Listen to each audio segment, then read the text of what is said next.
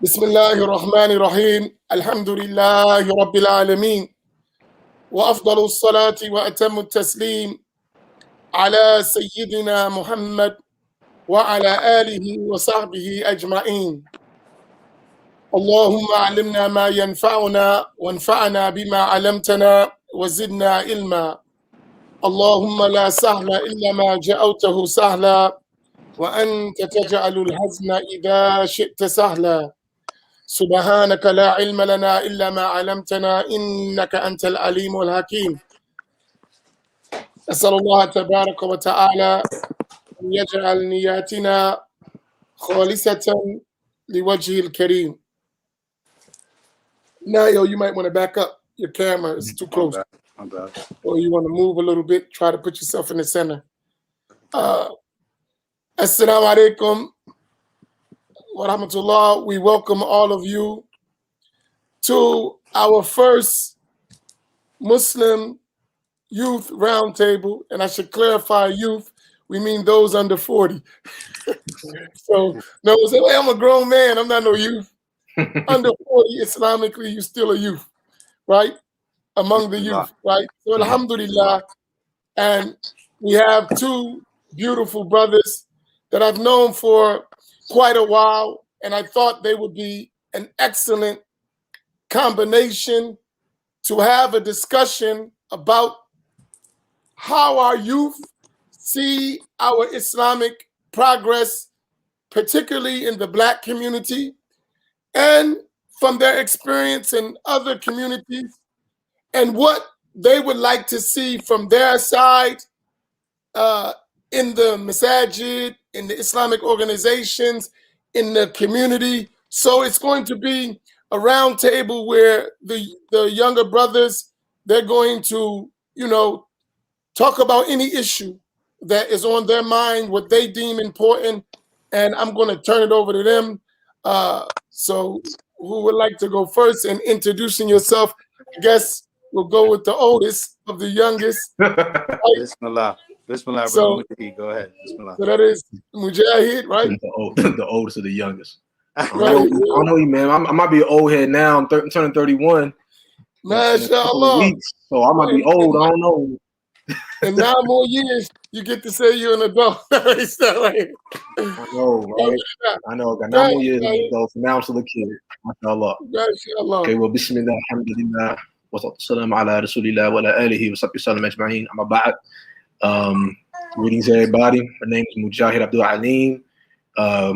Grew up in Greensboro, North Carolina. Now currently residing in Richmond, Virginia. Most of my adult life, or young adult life, I've been an educator. For the time being, I'm taking a little break from education, but inshallah, I'll get back into it soon. Lover of Islamic knowledge, lover of traveling, and alhamdulillah, I'm just here, not so much to speak, but really just to learn. Like really learn, from Imam Amin, who I've known for a couple years. Definitely one of my teachers, respected teachers, beloved brothers. Mashallah, from Brother Na'il, brother's younger than me, only about 2 years, so not too much. So maybe I'm not an old head just yet, but alhamdulillah, beautiful brother, spiritual brother, well knowledgeable, very knowledgeable, well traveled, beacon of light. So alhamdulillah, so I'm just here to learn and enjoy the show. Alhamdulillah. Bismillah. Assalamu alaikum wa rahmatullah. Alhamdulillah, Brother Mujahid. You guys hear my children in the back. You gotta excuse me. My daughter loves when I don't give her attention, so she can remind me, But alhamdulillah, Brother Na'il is my name. Alhamdulillah, I'm just a neighborhood brother. I am the son of Caribbean immigrant parents who migrated here, and they converted to Al-Islam through the leadership of they started out in the Nation of Islam under Malcolm X, and they eventually accepted Al-Islam I guess a more, I don't even like to use this word, but a more orthodox Islam, whatever that means to people, and under the leadership of Imam Amin Muhammad. And I'm the youngest of my parents' children, so I was raised learning the deen since I was young. And alhamdulillah, by Allah's mercy, I've been able to travel extensively throughout the world, not only for projects, I guess, academic projects involving just, school. I was blessed to go to Morehouse College in Atlanta. But for deen, alhamdulillah, I was able to travel certain places to learn the deen as well. Mainly one of them being the Sudan. So I've been able to visit Umdurman, Bahri, Khartoum, different villages in Sudan where I was able to study the deen a little bit more directly, I would say. But the majority of my learning happened here in America. But I guess me maturing in my understanding came in places like Sudan. So alhamdulillah, I'm also a younger brother. I'm still a student of knowledge myself. And Imam Amin is a teacher of some of my teachers. So alhamdulillah, we're all here to learn, and any way we can contribute to the betterment of our community. Alhamdulillah. Bismillah. And I'll give it to both of y'all. How do y'all see the plight of the younger generations of Muslim in the Islamic movement here in America?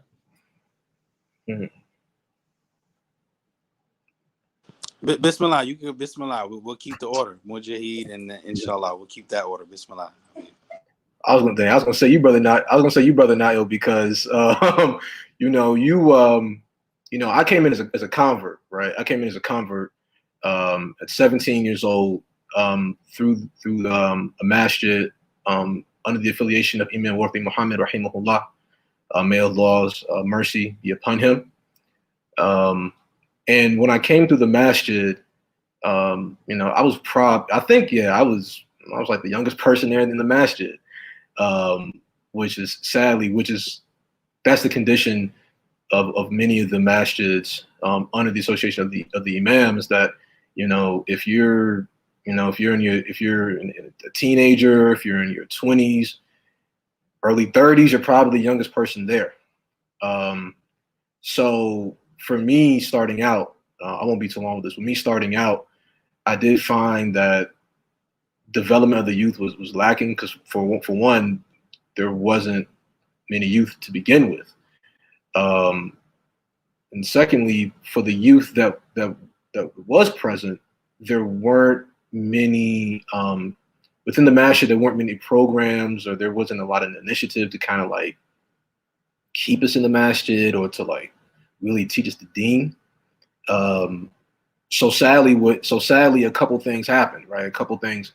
You really had one or two objects that happened, in my experience. So it was either one, we would go out and seek knowledge somewhere else. We would go out and learn our deen and build with other brothers and sisters from other masajid, which caused some internal conflicts at our home masjid. Like, I know for me personally, it caused some issues and some beefs with some of the older heads who were there. Some of them might have taken it like, oh, you're not acknowledging the history, you're not acknowledging what we did. But for me, it was like I just wanted to increase my knowledge of the deen and try to understand and apply it. So that was a major one, right? Us leaving, but coming back and there being some issues. And secondly, some of us just left. I don't want to say not left being Muslim, not leave Islam, but some of us kind of just fell to the wayside, and Islam might have been secondary in our lives, after a certain age.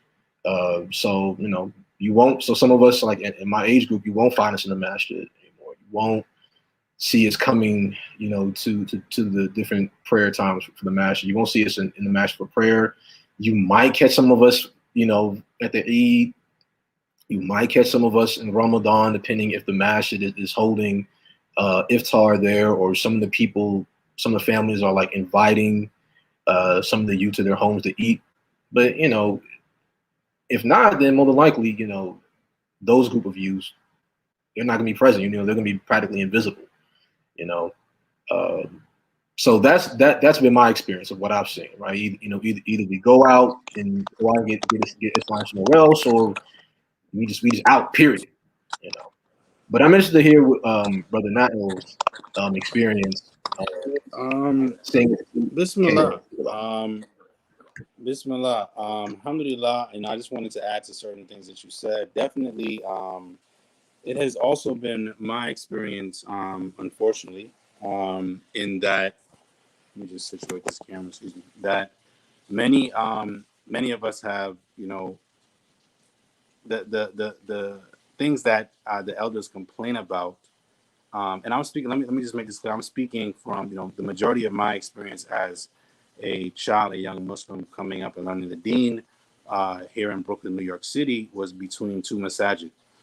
Masjid Mushi Khalifa, or Mosque number 7C, whatever, you know, people have different names for it, but here in Bed-Stuy, Brooklyn, Masjid Mushi Khalifa, the masjid that, you know, Malcolm X himself established here, and the I guess the more famous Masjid Taqwa, you know, with Imam Siraj as the as the Imam. So, you know, Imam Siraj was like an uncle to me. You know, I mean, you know, he was even a part of the Nation of Islam when my father was a part of the Nation of Islam before they, you know, came in under Imam Muhammad.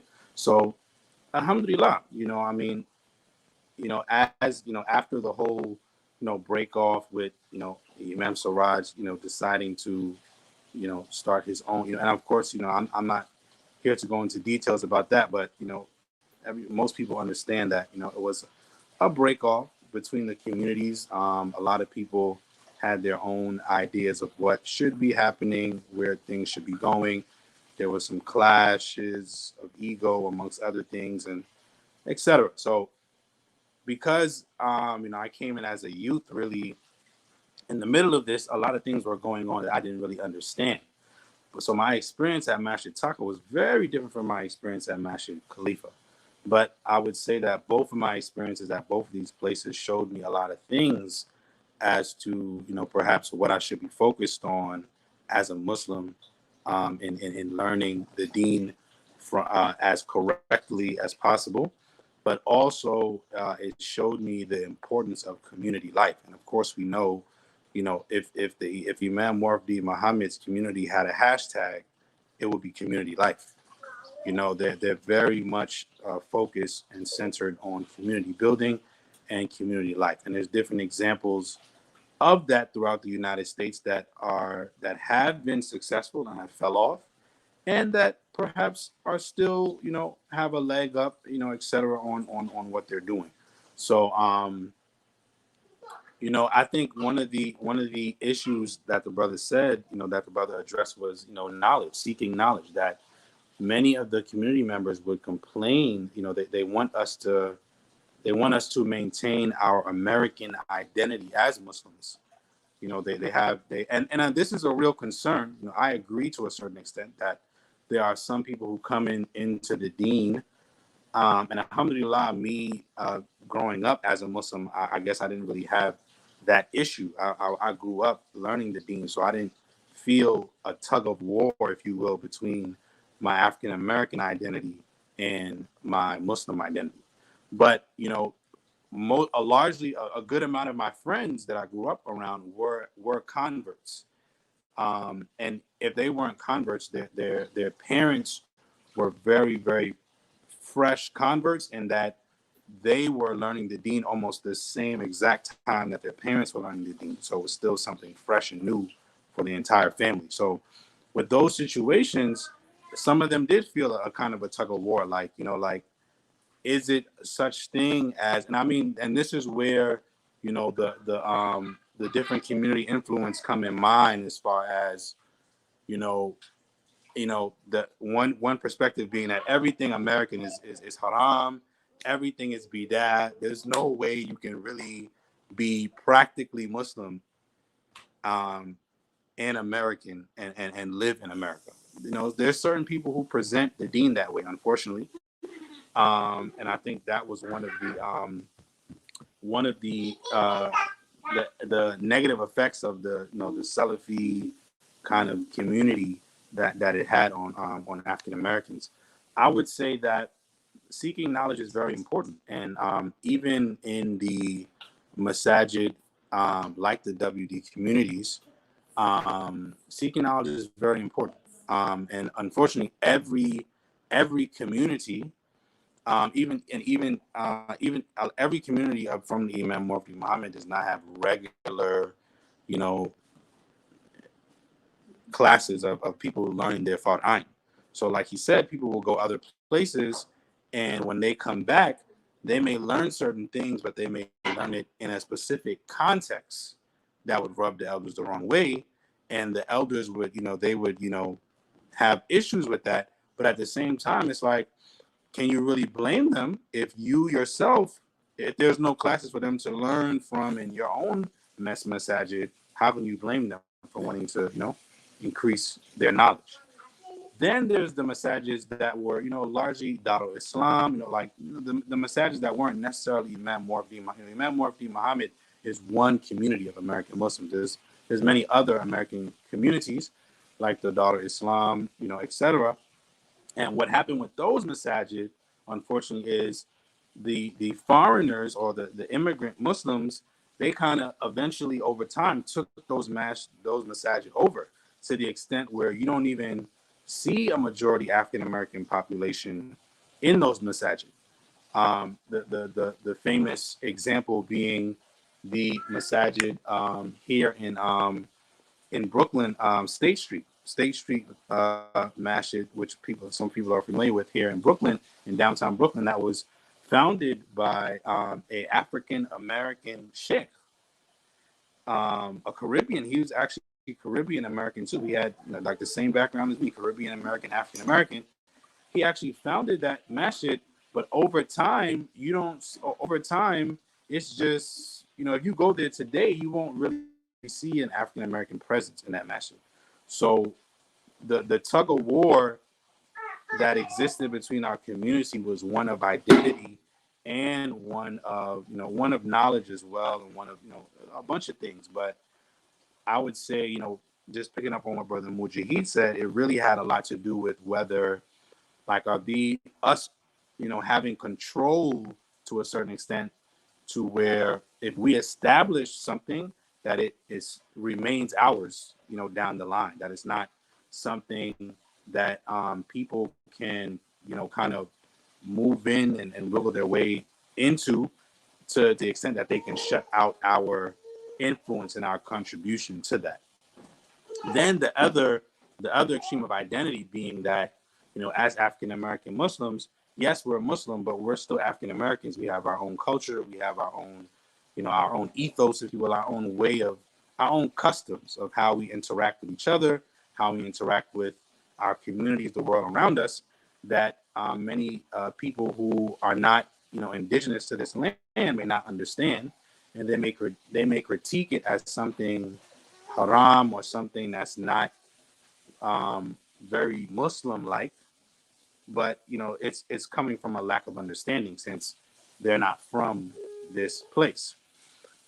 So, of course, the famous example being that, you come to America, there's a Pakistani masjid, there's a Desi masjid, there's a Bengali masjid.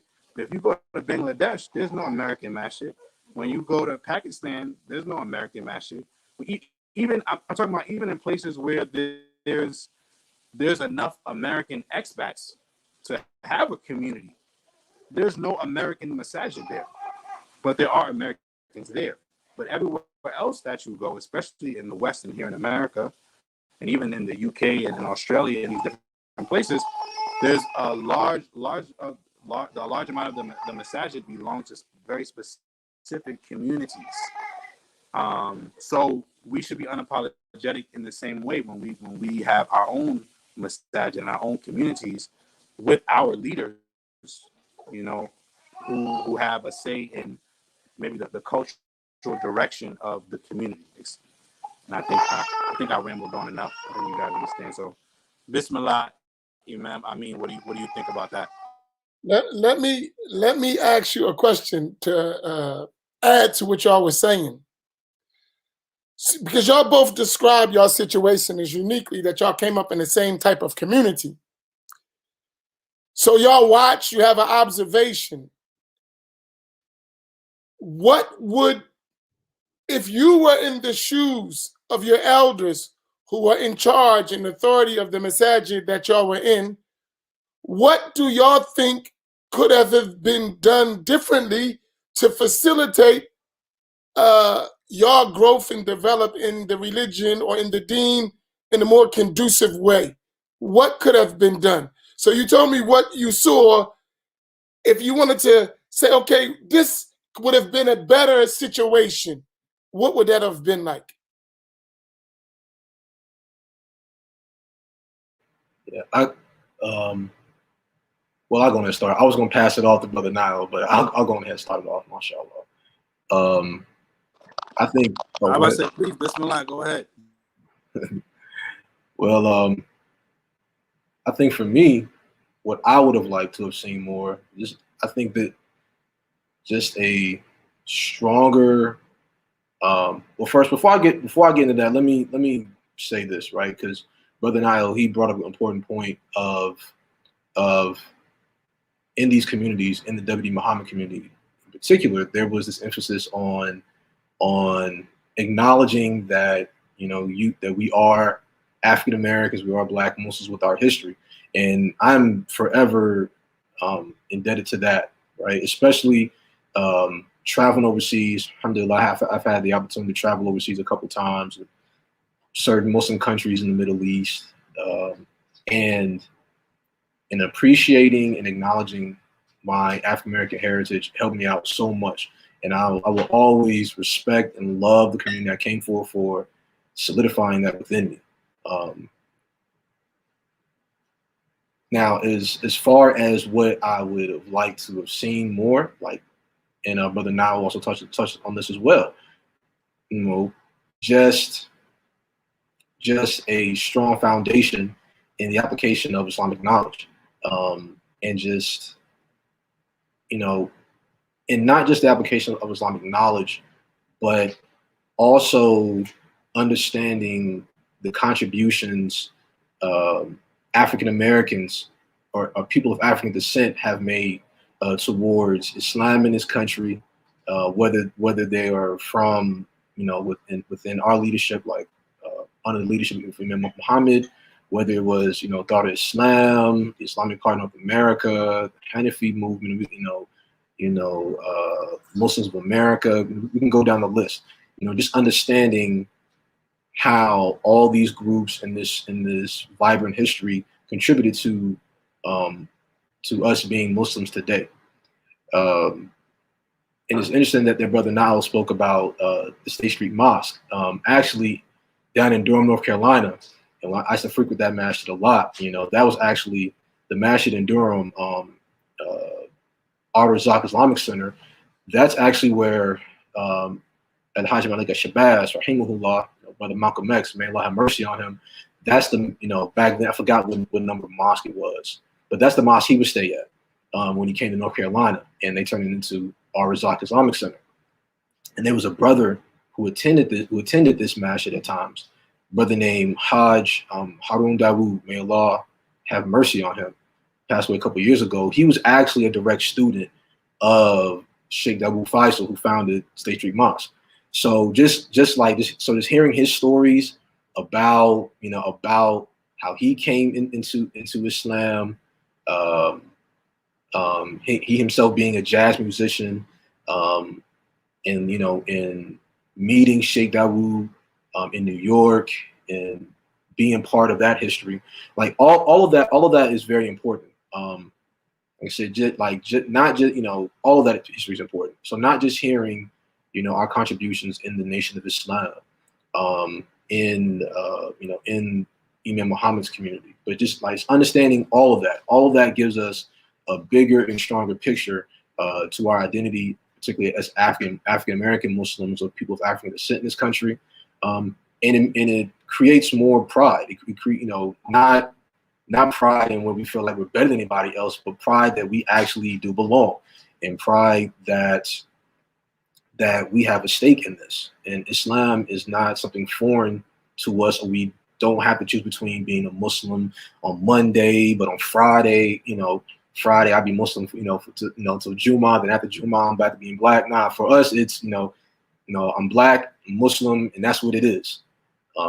So I would have loved to have really seen a better foundation in that, if that makes any sense, right? So I apologize for rambling. I'm going to hear what Brother Na'il has to say, because I know he's going to drop some bombs on us. Say something. All right, before he goes, I gotta listen, you guys. This is your shot. Get it in. Barbershop type feeling. Roll, talk. Come on.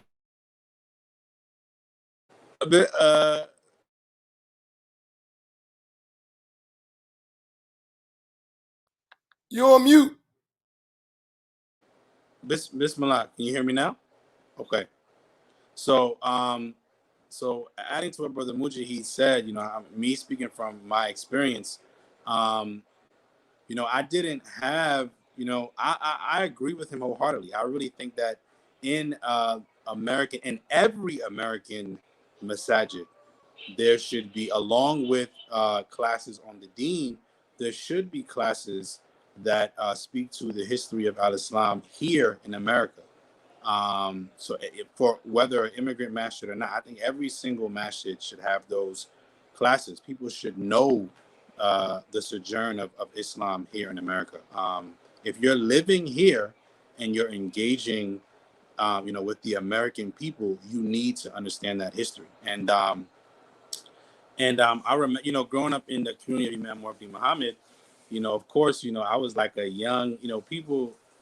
One of the first Muslim, heroes, if you will, that I learned about was, of course, Malcolm X, El-Hajj Malik Shabazz. Everybody, that's everybody's favorite, token, Muslim American hero to a certain extent. And then, of course, Muhammad Ali, etc. There's names that people know, but even the names that people know, they don't know enough about them. They only know a very small, politically correct smidget of who that person is and was and what they contributed. So if we're going to be honest, even Imam Muhammad contributed a whole lot to the American Muslim sojourn, if you will. He definitely wasn't the only one, but what he was able to accomplish was unique. And I really feel that in my experience going, even interacting with different communities, most people they never even heard of Imam Muhammad. They're like, who? They're like, who's that? And I felt like, wow, like people don't even know. I mean, I guess me growing up in the community, he was like famous. Like I'm thinking everybody knows about Imam Muhammad. And when you go and speak to these our brothers and sisters who made hijrah here, the immigrant community, they don't even know who that is. They don't even know the name at all. And I think that Imam Muhammad is unique in that he is kind of encapsulates an experience coming from the nation, coming from him understanding the nation, the Moorish science, all of these movements that were alive in his youth, that he kind of encapsulated and kind of brought a specific context for our community, for our as American Muslims, that I think is very important. But and I would say that largely my foundation in my identity as an African American did not come from the masjid. I want to be honest. It didn't come from the masjid. It came from the community mentors that I had, the various different programs that my parents put me in, so that I wasn't idle after school. After school is where is when the trouble starts. So, my parents, they definitely, they definitely purposefully put me in, these after school programs and these cultural things for me to stay busy. And a lot of my foundation of, me building an identity and a love for my people came from these organizations, down to the private school that my parents were able to afford for some time, and they put me in for some time. It was a very cultural private school, ran by, ex, Nation of Islam members. It was ran by, Muslims, and but they were they were very educated Muslims. So we learned a lot about, our sojourn as African Americans, just period. But, of course, it wasn't a religious institution, but learning that history brought me right back to Islam. Being a youth growing up in America, of course, many of the youth, they if they're not introduced to Islam in a very wholesome way, they see it as all the youth see all religion. They see it as a list of rules. Or, I can't do this, I can't do that. And, one thing I guess that, we have in common is, if anything that people know about Islam, they know what we can't do. They know that we can't eat pork. They know that we can't, they know a lot of what we can't do, but they don't know a lot of what we actually do and what this, what this deen and what this tradition really represents, unfortunately.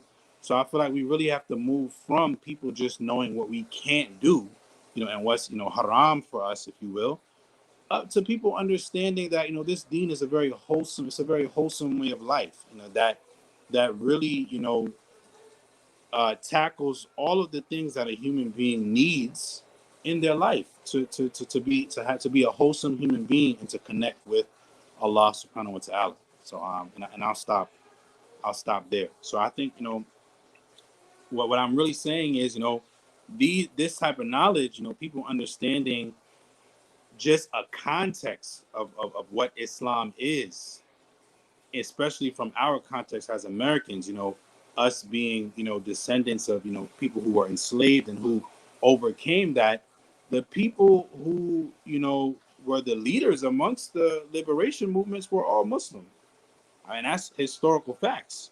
So I feel like even if you're connecting the youth with that history, that's a very beneficial history to connect them to. So, I mean, and in a sense, and I feel like a lot of how I've been able to benefit was my parents, they put me on a certain track, I guess, where I was much more grounded in my African American identity first.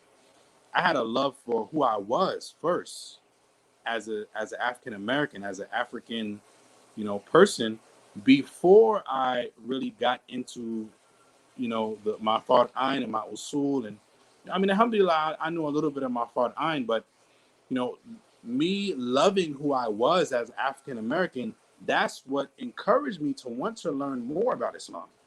Because when you look at our history, Islam is everywhere.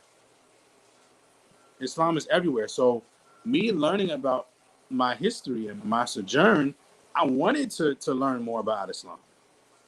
So and I feel like if you introduce, history in a certain way to the youth, they would be excited. They would want to know.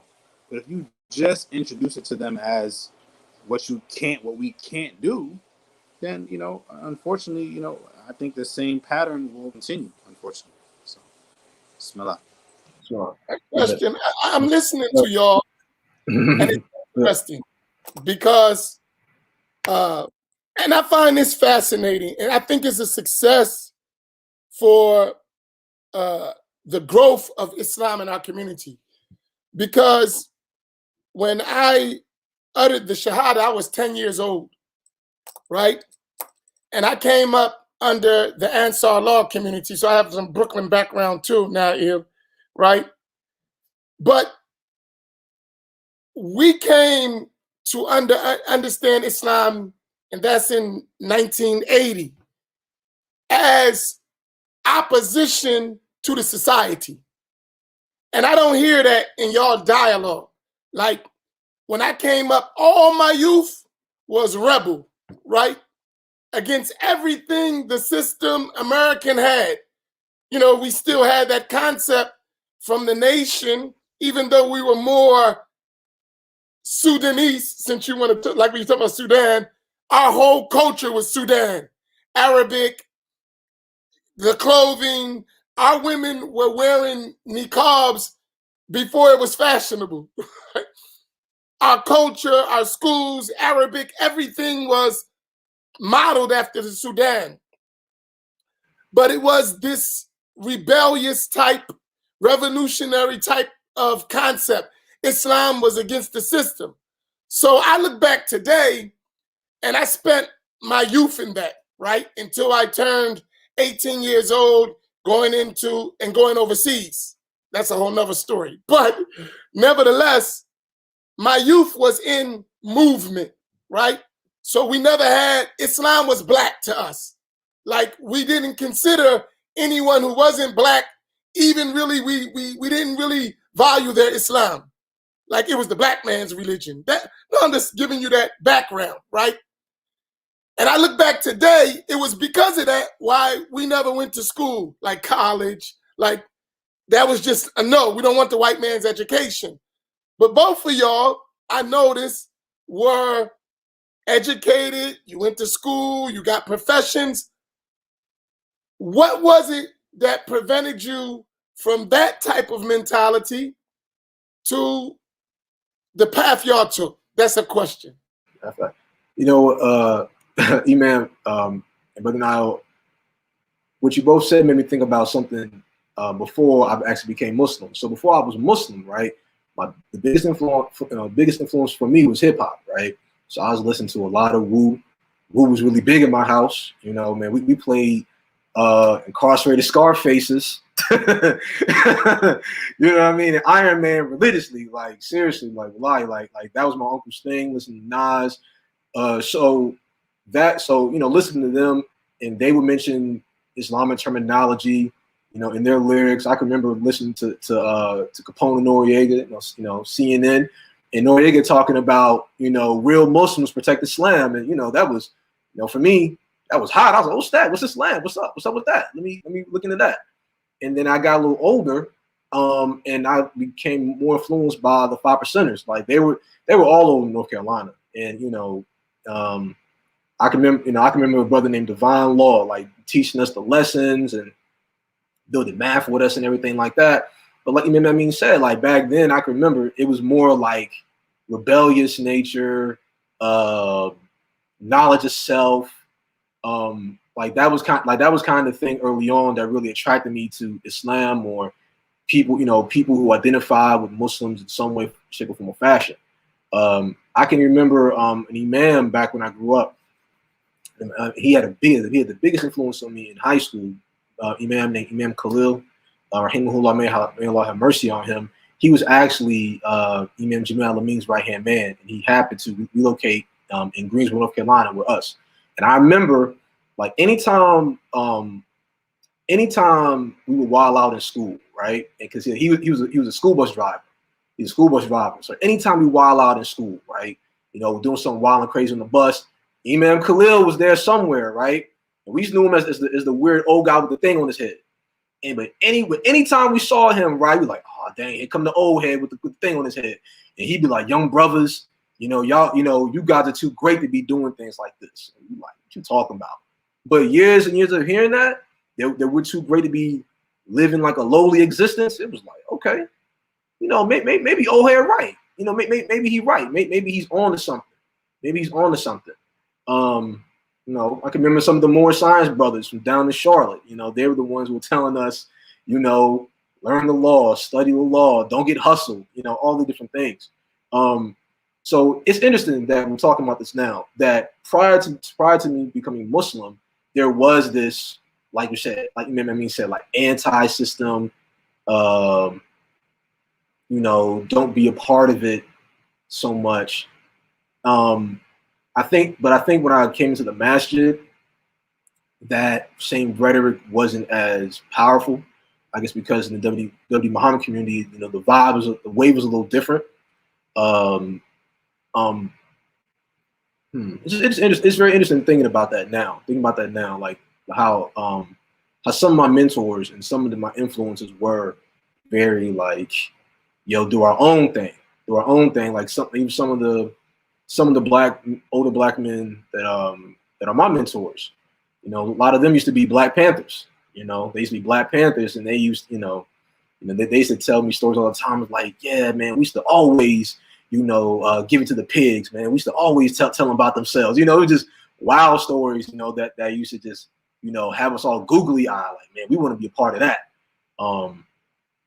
And I do think that message has been toned down a lot of just the self empowerment, wanting to do for self, embodying strength, like all of that. Like I do think that message has been diluted as time has went on. I don't know. Maybe Brother Na'il has a different experience. Bismillah. I would say that it was definitely, if there was a tug of war in my youth, that was the tug of war. Whether I should, in a sense, just disconnect from the whole system, or if I should, be a Muslim upright citizen, or whatever. And I feel like that was a part of what I experienced being between those two masajid, Masjid Taqwa and Masjid Mush Khalifa. Masjid Mush Khalifa, the WD community, they although they definitely did, because many of those brothers, they came out of the Nation of Islam. So many of, and my father was actually a Black Panther. He was affiliated with the Black Panthers before he came into the Nation of Islam. So my father, although he was, a Jamaican Caribbean, citizen, immigrant, he was very, very critical of the society we were in.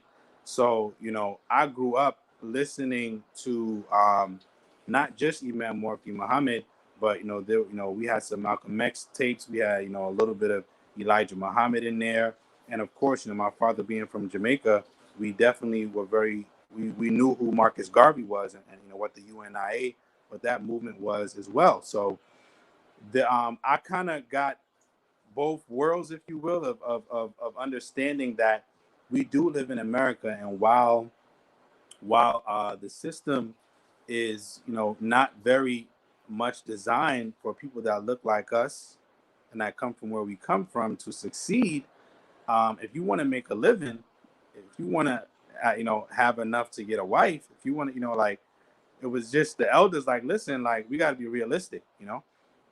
Yes, there is a certain amount of detachment that you should have. You don't have to have 3 credit cards, and you don't have to do everything, but you definitely have to participate to a certain extent, because you have to live, you have to earn enough to raise a family, etc. So those elders were in my ear enough to where I was actually looking forward to going to college. It was a natural type of transition from high school to college. It wasn't I don't know where I'm going, what's about to happen. It wasn't. It was a very natural transition, given that my parents, my mother mainly, actually, my father was a blue collar. He was more of a handyman, plumber. Right? He was just a handyman, union member, etc. He was very a blue collar up and down. My mother, on the other hand, she sacrificed, through many of her pregnancies to go to school. She started out with an associate's, and from associate's, bachelor's, master's, etc. She went through all of that, and she was pregnant with one of us, throughout almost all of her degrees. So she was very much an advocate for education in our household. So while she definitely, my mother was an MGT lieutenant, at one point, so she wasn't no joke. She definitely was very critical of the system as well, but she was very realistic on the other hand. Like, listen, yes, we have to, we should always raise an eyebrow at certain things. We shouldn't just be gullible to whatever the government says or whatever, But at the same time, you're an American citizen. There's opportunities here that don't exist in other places. While this country, while yes, there's many things that are corrupt, but there's opportunities here for you to take advantage of that I didn't have. My mother is from Trinidad and Tobago. She was born and raised in Trinidad, so she was also a Caribbean immigrant. So she said she reminded us every day, there's blessings here. Don't Allah has blessed us by making us American. So I mean, don't see it solely as something that is just negative, So we definitely had that balance in our household to where we definitely were critical of the system, and how could you not be growing up listening to Malcolm X and Marcus Garvey? It was like ingrained in us. We always kind of raised the eyebrow, and I feel like the turning point where we really kind of became where we actually took an interest in politics as far as the corruptness of America was really 9/11. I remember 9/11 was a very big turning point in our communities, not even just our household, but our community in general switched up on a lot of things after 9/11. And I think that kind of rhetoric of being critical of the government and being that it kind of reignited after 9/11 a little bit. It was people were a little bit more, people were assimilating, etc. But after 9/11, it people were a lot more critical in my experience, especially since I remember they went through so much to get the sisters in our community to wear hijab and cover, and after 9/11, our sisters were targets. People were harassing the sisters in the community, etc. And us protecting our sisters were like a big thing. And my father put us in jiu-jitsu when we were younger, all of that. I got the whole. I mean, we were a part of the Imam Muhammad community, but my father, he definitely didn't throw out the baby with the bathwater as far as what he learned in the Nation of Islam, if that makes sense. And I have older brothers that are actually still a part of the Nation of Islam. So we never kind of left that completely. But at the same time, we weren't like, oh, everything is bidah, and if I open up a bank account, this is riba, and I can't have a credit score because that's we didn't have those issues. We understood that there is fiqh, and there is even jurisprudence in how you can engage in economics in the society you live in. And the Imam Muhammad community actually made those things clear. Like we didn't have those issues, if you will, in our community. But I mean, at the down the block, there were some Salafi brothers that were very staunch about not participating in the system at all on any level. Everything was bidah, and you shouldn't.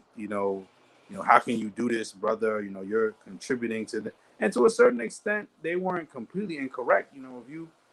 There's certain. I feel like as Americans, there's certain things that we contribute to, unfortunately, as American citizens, just in general.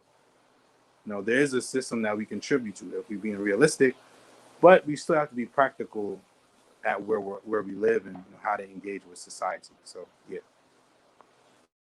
So what I'm gonna do is I have some more things I would like, but we can't get it all in one. I want to give the attendees the opportunity to ask some questions. So I'm going to start from the first question that I saw. And if y'all have questions for Brother Mujahid or Brother Na'il, please post them so we can get them. We have another hour that will give you a chance to ask questions and engage them yourselves So the first question, I'm gonna put it on the screen so you can see them. The first question there is, what ideas do you have for your age group to spread the da'wah and reconnect young believers to the masjid?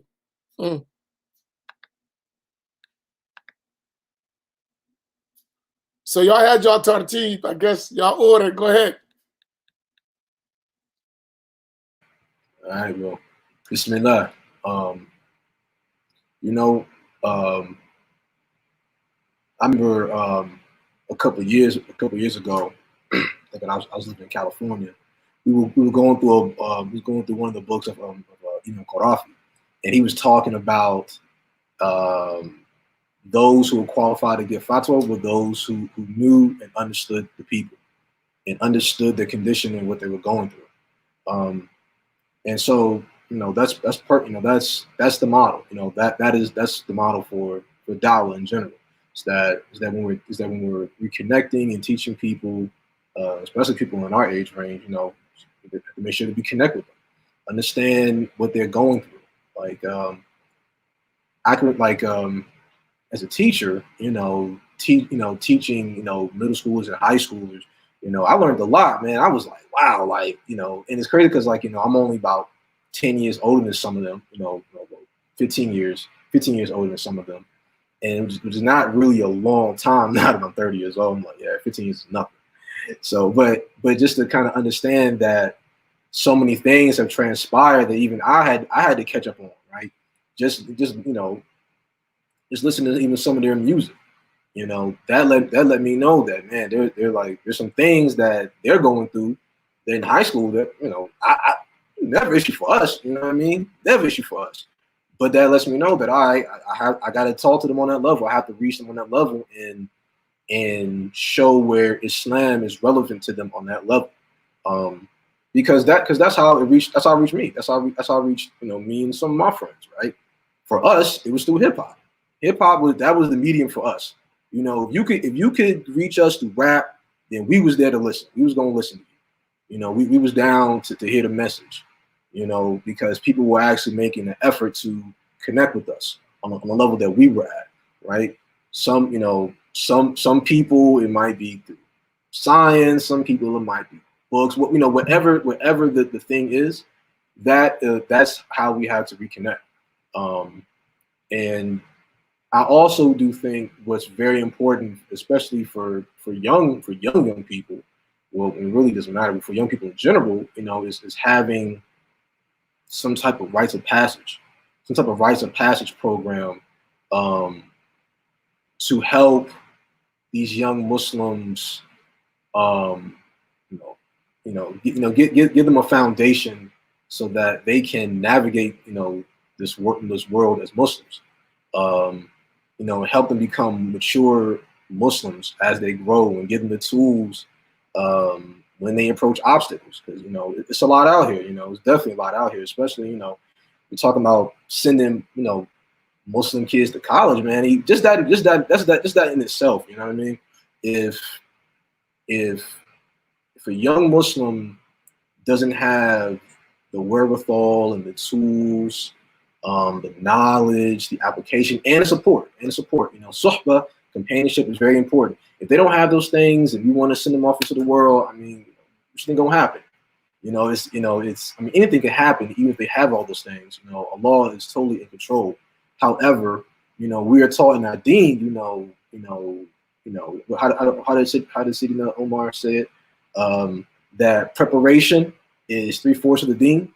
Right, so we want to prepare our young people, give them this knowledge, connect with them, give them this knowledge, but give them the tools,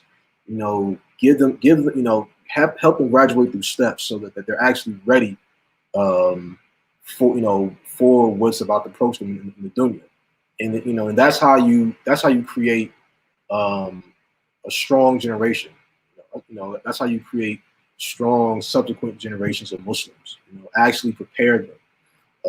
And I know this is the interest of Brother Na'il as far as having rites of passage programs and development. So I'm really interested to hear what he had to say about that, inshallah. Alhamdulillah. brother Mujahid. Alhamdulillah.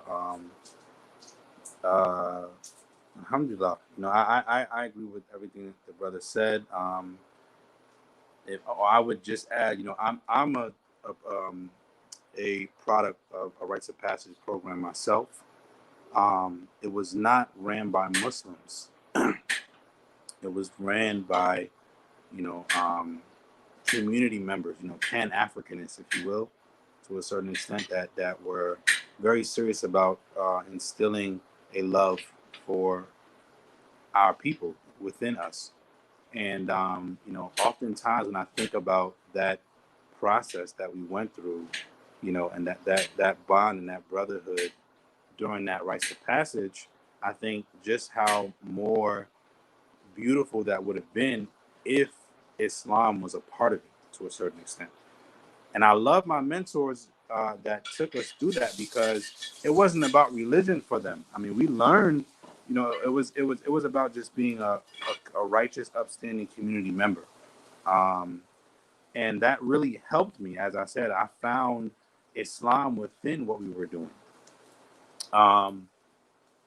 And so I really enjoyed and I really loved that experience. And a part of my intention, to a certain extent, is to recreate that experience. I'm working with, you know, Sheikh Mendez, you know, Chaplain, you know, Sidi Kamal Ayubi, a few people to, you know, try to recreate that experience for the Muslim community. And there are, and let me just say also that there are people that are already on this type of time. You know, Brother Atiba Jones, I don't know if any of you are familiar with Brother Atiba Jones. If I could just plug what he's doing in here. He has, you know, the Safe Institute that he's doing in Atlanta. They actually have a rites of passage program for youth between the ages of 12 and 14 that's coming up in March. And I encourage everyone to if they have any young men, young youth, Muslim men, Muslim youth that are between those ages, to definitely be a part of that. I'm trying my best to get my cousins in that program right now. So there's people who are already doing it. So we can connect with those who are already doing it and build it to, you know, a much more, you know, extensive level. And this is just a different form of, you know, tarbiyah. You know, this is a part of the sunnah that, you know, within your life, there's a certain amount of cultivation that needs to happen. You know, things don't, you know, virtues don't just drop out of the sky, if you will. You know, even, you know, people who are born with natural inclinations, they still have to be, you know, mentored and trained to find and tune and bring the best out of those natural inclinations. So as far as dawah is concerned, I would say that the from as a and I really would like people to listen to what I'm about to say, that in my youth, well, I'm still a youth, right, brother? I mean, alhamdulillah, I'm still a youth, but maybe you are Shab Habibi. You're not considered reaching your full potential yet. Alhamdulillah. If I got more time to reach my full potential, that's a blessing for me. Alhamdulillah. So I would say, you know, maybe 10 years ago, maybe in my younger youthful days, what stuck with me the most were people of beautiful character, of who embodied a certain level of the sunnah. You know, as many of our community members would say to us, you know, a lot of people, they love to talk about the deen, but they're not living it. When you know, as we say in the street, energy is felt. You know, so people know what you about before you open your mouth. You understand what I'm saying? Like, but if you about something, even before, you don't even really have to say anything. People observe you long enough, they'll know whether you for real about that life or not. You know, and I think Islam is no different from that. You know, if you really about the deen and having beautiful character, being kind, being, you know, loving, generous, that's a part of the deen. And I really feel like, you know, unfortunately, how a lot of people have been introduced to the deen have they've only been introduced to it in a way where, you know, it's critical to everything, to the extent that it's unwelcoming. You know, people don't want to be around. You know, they like, you know, as we make, I know we've heard this term, you know, the haram police. You know, people who just tell you this is haram and that's haram, and, you know, you can't, brother, what are you doing? You know, and I mean, sometimes, you know, unfortunately, you know, in our community, I mean, I guess it's getting better now, but it was about foolish things, you know, like your pants is not, you know, above your knees, or, you know, something like, just something that really, you know, wasn't important, as important, you know, certain things that are just not even serious for us to be focusing on. So I really feel like, you know, as I say, you know, as in my youth, the moments I remember as far as me being happy and wanting to be Muslim were from those experiences. Like, dang, like, you know, I don't know who that brother is, or, you know, I don't know who that sister is, but whatever they're on, I want to be on that, you know. I want to be like them. So I really feel like there should be dawah initiatives. Of course, I'm not saying that there shouldn't be any dawah, any direct dawah initiatives, but there definitely, you know, even amongst those who are a part of those dawah initiatives, there should be a criterion for even who is able to give dawah. I mean, honestly, I mean, and I think I know Imam Amin can attest to this more than all of us. There's some people who, in their efforts to give dawah, they actually turn people away from the deen. They may have good intentions, but they are actually turning people further away from the deen.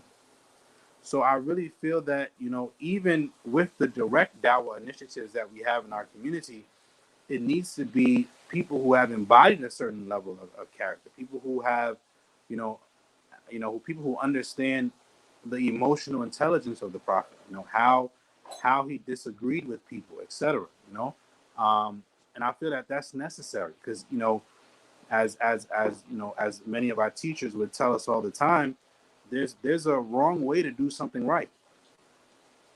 There's a wrong way to do something right, and I think when we're if the topic is dawah, that's one of the things that we don't want to get wrong. If we really being serious, you know, because people, they remember those interactions. So you know, that's my spiel on, you know, what dawah should look like. We have to be considerate and sensitive, you know, and that's where learning the history and understanding the sojourn of Islam in America even comes in. If you understand Islam within an American context, you would give dawah in a different way than if you don't. So, alhamdulillah. I want to join Sister Khadija. She had two questions, and you kind of touched on part of her question, right? But she also made a comparison, you know, what we need to get the youth back into the masjid and active in the community. But she said that sometimes she sees in other non-Black communities, primarily immigrant communities, in which the youth are thriving, and there is, in contrast to our communities, where we see a little struggle there, right? So what do you notice from these two, the difference in between the immigrant communities with their youth and the African-American communities with their youth, and how can we balance the scales in that? I just reworded her questions because she had two, and I wanted to, so you don't say the same thing over.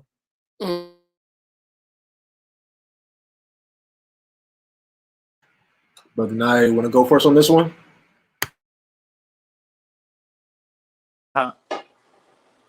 Alhamdulillah, Habib. I feel like I'm doing too much talking. Mashallah, mashallah. Hey, take the opportunity to talk, because you know the elders ain't gonna give you a mic too much, so you better use it. Alhamdulillah, alhamdulillah, alhamdulillah. Mashallah, you know, as far as Bismillah, the difference between what we see in the immigrant communities versus what we see in our community.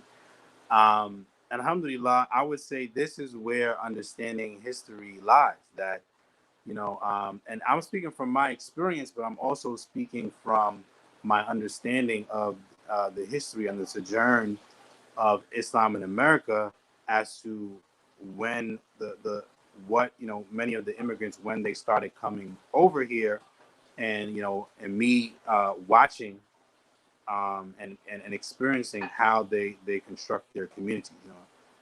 In America, and I won't even say I won't even say in America, in New York City. New York City is one of the biggest and diverse cities in the world. And me growing up in New York City, the MTA, the train system was like my playground. I would just be, I would be on and off the train, just going, places. Just I remember I had a time where I just would just go. I would just hop on the train and just wherever. And everywhere I went, every borough you go to, Queens, Bronx, etc., you see a different community of Muslims. And I was blessed to be able to, make friends in some of these communities and really, see, how the Desi, the Bengalis, how they do things. And I would say the problems that they're having with their youth are really not at all any different from the problems that we're having with our youth. The difference, I would say the only difference that I've seen is that, Islam is very much a part of their cultural identity, to the extent that many of them, they don't separate their own culture from Islam. Whereas us as Americans, we, many of us don't see Islam as a part of our culture as Americans. And what do I mean by that? When I mean, like, if you and this is from my own experience, even the friends I have that are Bengali and that are, even Sudanese in these different places, Islam is so much a part of their culture that, they don't even have friends from their homeland, from where they're from, that aren't Muslim. Islam is the norm. So, I remember even having certain experiences where, I introduced myself as an American Muslim. Where you from? America. Where are your parents from? Oh, they're from the Americas too. I mean, they're from the Caribbean, but they're American too. Are they Muslim? No, they actually are converts. Really? So, I mean, like, certain people are surprised, to a certain extent, where I remember the craziest thing. I remember this one dude, I was praying right next to him. We salamed out. And the first thing he said to me, so you're Muslim? After we done made salat, after we done salamed out, and, the first question that he had was if I was Muslim. So, mashallah, I mean, I really feel like, and of course, in my youth, in my younger youth, excuse me, I took offense, I was a little bit more sensitive, but now I understand, the mindset that would have somebody ask a question like that they only see Islam as an extension of their cultural identity. So they're looking at Muslims with a certain cultural lens. And if you don't fit that lens, they don't see you as somebody who they're like, really, you're a Muslim? To the extent that, Islam is not really so much associated with the American identity as a whole. Even my time in Sudan, even me meeting Sudanese people is like, wait a minute, after they get past the fact that I'm not Sudanese and they're speaking Arabic to me and I can't answer them, they're like, wait a minute, you're American? Like, yeah. Are your parents Sudanese? No. Wait, you're even to them, it's shocking that you're born and raised Muslim in America. To certain people that are, I guess, maybe less traveled than they maybe their experiences specific to, specific to their locale. So I feel like that's the difference in the sense that they have a certain cultural map for their children, even that their children, they grow up and their intention is to assimilate into American culture, but to maintain their culture as wherever they're from. And a part of their culture is Islam, if that makes sense. So it's not that, the same statistics as far as, youth leaving Islam, that pertains to them too. There's a lot of, Indo-Pak, Desi, Bengali youth who are leaving Islam. The but as far as like them not practicing Islam, if you ask them if they're Muslim, they'll still say they're Muslim, but they're not practicing the Deen to anyone's standard of what practicing the Deen should be. So I would say that, you know, for us, you know, how we can approach that is what, you know, Brother Mujahid mentioned earlier, that it needs to be a norm for us to be teaching history within our masajid, to the extent that the youth, they see Islam as a part of their identity. It's not something that they're kind of adding to the coffee. It's not an extra, you know, it's not something that they have to compartmentalize, if you will. It's not, you know, I'm African American here and then I'm Muslim here, because I mean that's what it becomes. You know, a lot of, like, I remember when I was young, you know, I remember there was some sisters that, you know, I met in the masjid, hijab, everything, etc. And then you see them outside the masjid, you're like, oh snap, that's that same sister. Where's her hijab? Where's, you know, it's weird. It's weird even giving them salams, you know. And then I don't even want to just say the sisters, the brothers too, you know.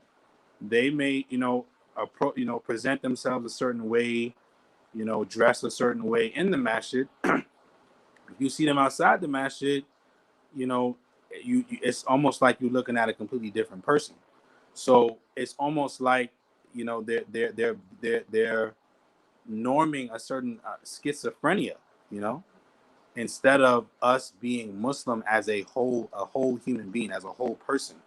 And I think, you know, the blessing that I had in growing up in the Wharf Deen Muhammad community was that Islam, we were raised from young members of that community to see Islam as a part of our identity.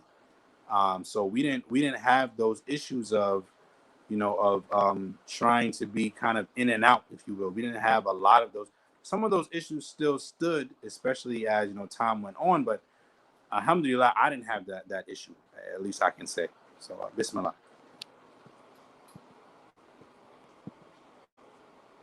You're muted, Imam. You're muted. Good. They didn't want me to hear what I was getting ready to say about that guy asking the question. Right. Oh, yeah. Imam. The Imam of the boom bap, he says, after he hit the beat, he said, what advice would you have for us imams who are just ahead of you, and how we can engage the youth more, and what can we do, which is really important, to pass the torch? But before that question, I think Mujahid had something to add to the last question. Go ahead. Bismillah. Yeah.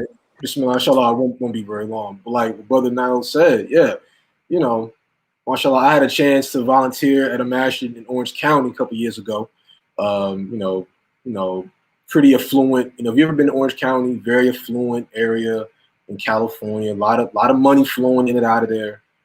Big masjid. But yeah, but their kids, man, they had some of the same problems, some even worse than our kids. I can tell you, like from being with some of the kids in South Central to being over there, it's like, man, they both got some issues.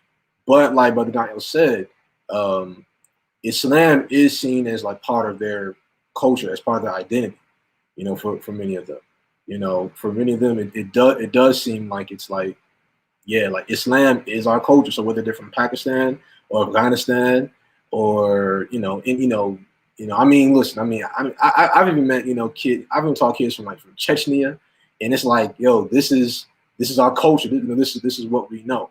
And for many African Americans, you know, like I said, some of us, it does take a minute for that to become like part of our cultural identity. Like for Islam and being black is not an issue. You know, some of us we deal in a, you know, in this be Muslim, be black, double consciousness, W. Du Bois, solo black folk type wave, you know what I mean? And that's what we, you know, that's what we are. Some of us. One last thing, kind of a funny story. I heard Brother Na'il talking about, you know, people asking if he was Muslim, you know, because he's African, you know, he's Black American, and like, you know, you Muslim, your parents Muslim, mashallah. And yeah, I've had a similar experience like that really all over the world. I think the crazy experience I've had like that, I remember I was in Jordan trying to go to Palestine, right? And the Israeli guards stopped me at the border, right? They had guns waved at me and everything. They like, all right, come with us. We're gonna take you to the holding cell. So I'm sitting there with other Muslims, right? We all like guys from South Africa, from Russia. We all sitting in this little holding area, right?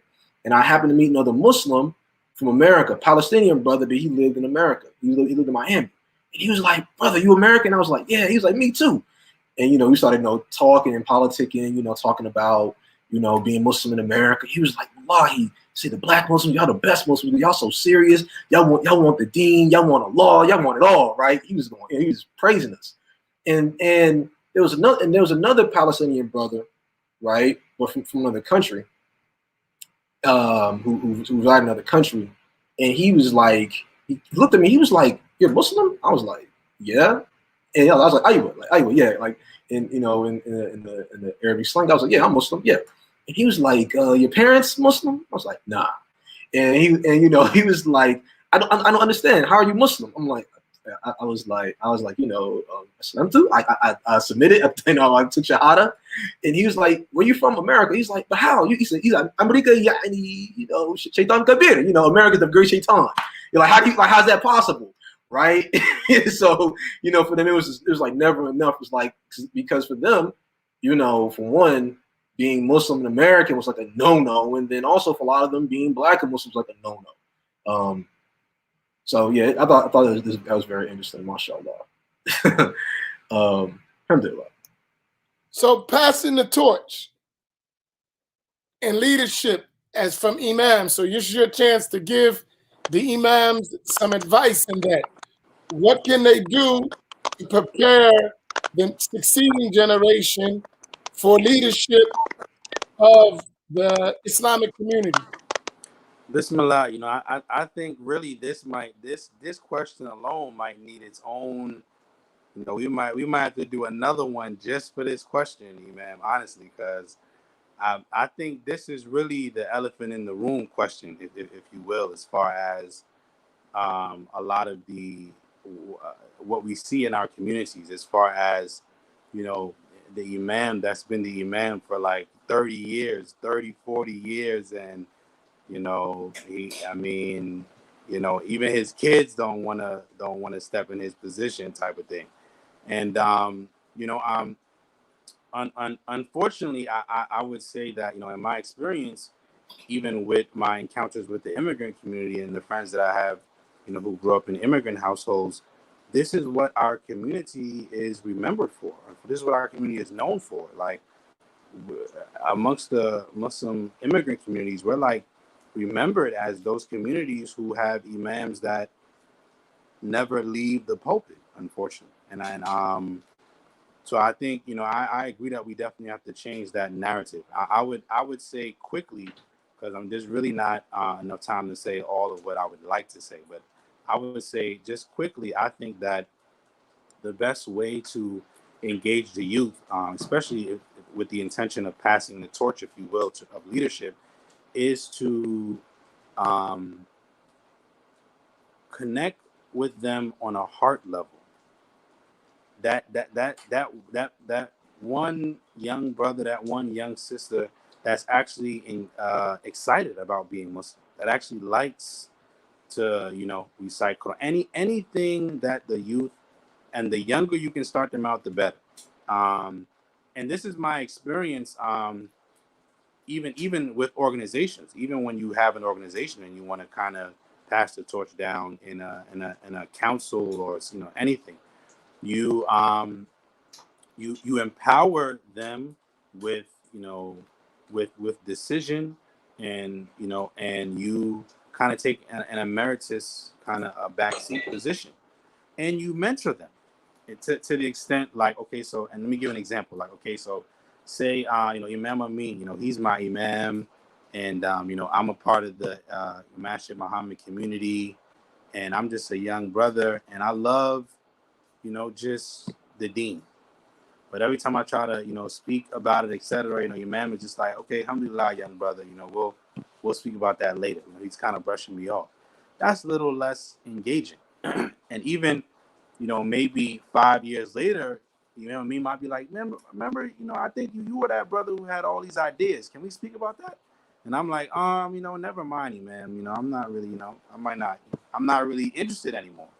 So I feel like if you find any youth that have a spark, like they want, and of course we know that, traditionally, and what I mean is not like someone who's like hungry for leadership to the extent that they're trying, how it is in our tradition, as Umar radiallahu ta'ala said, the person who wants leadership, we don't give it to them. I don't mean on that level. I mean like a person who is, they have a spark and an interest in the deen itself, not leadership, so to speak, but the deen itself, to the extent that they love being Muslim. That's what I mean. You take that and you harness that, and then you prepare them for leadership. So if there's a youth and their interest is just leadership, maybe maybe they're not really ready. But if their interest is the deen itself, then you can prepare them for leadership. And I really want to be clear about that, because I don't think everyone who just loves to be in the limelight or just loves to be on the pulpit should be on the pulpit. And I think we all understand what I mean by that. So I would say you find a young brother, a young sister, ask them their opinion. Like, okay, so, how did you think my khutbah was? How did you think my halaqah, how do you think the halaqah went? Just a simple, man to man, or, just an elderly youth talk, like, how do you think that went? What do you think will make it better? Okay, what's your favorite topic to talk about? What do you want to hear me talk about? What's your favorite topic? Would you be willing to talk about this topic? What if I give you the mic? Do you think you can talk about this for maybe 5 minutes? Empower them, get there, and maybe they might be a little shy at the beginning or something, but then you after the fact, you maybe give them the mic for 5 minutes, let them say something, and then you build on it. But then after the fact, man, that was great. I like what you said about this. Here's a book. Empower them, give them something to read, give them something. So, and I feel like the more you show them that, the more you show a personal interest in them being closer to Allah, them loving the deen, then you already are germinating that seed within them to they can eventually be in a position of leadership. But it starts with those small things. Get a brother to say something get a young brother to say something for 10 minutes. Get a young brother to anything. And I think in my experience, I forget the brothers, Imam Qasim, rahimahullah ta'ala. He was an imam in the working community in Houston, I believe, in Houston, Texas. And this community was unique in that they had young brothers giving khutbahs, like 15, 16. And even Imam Hamza Abdul-Aleem in Memphis, his Miraj Academy, even they are doing the same thing. They have like young brothers giving khutbahs, and the community members love it. Bringing community members to tears. So I feel like the more you get them comfortable in doing those things, and you direct it to Allah. Don't direct it to their people giving them praise or anything, but direct it to Allah. Alhamdulillah, you brought somebody to tears. Tell them the blessings and crying before Allah subhanahu wa ta'ala. Give them, empower them with something that makes them still have a humility, but a love for giving dawah and for helping people understand the deen and to connect with the deen of al-Islam. And I think the more that is known within our community, and then you also give them this is the last thing I'll add, give them a platform as well, in the sense that, okay, even what Imam Amin is doing now, we're youth, and he's inviting us to say our perspective, our experience, etc. This is an example. Give them a platform to speak. Even brothers younger than me, I think, should be speaking. Because they have an experience that may be different than mine. So the more you can empower them with a platform, with humility, and them, loving the Deen of Islam and wanting, the best for the community and what they're in the dawah that they're giving. I think that we would see a very natural progression of passing the torch. But if you kind of dismiss them, and then after they reach 20 something, then you want to pull them in, then it might be too late after that. You can't dismiss the youth and wait till they turn young adults. Then you want to pull them back in, like, oh, where's the youth? Where's the youth? Where's the youth? Well, you kind of push them away, so they're not interested anymore. So any young Muslim youth that shows interest in the Deen, you see that they love a certain maybe topic of the Deen, they love something about the Deen, you harness that immediately.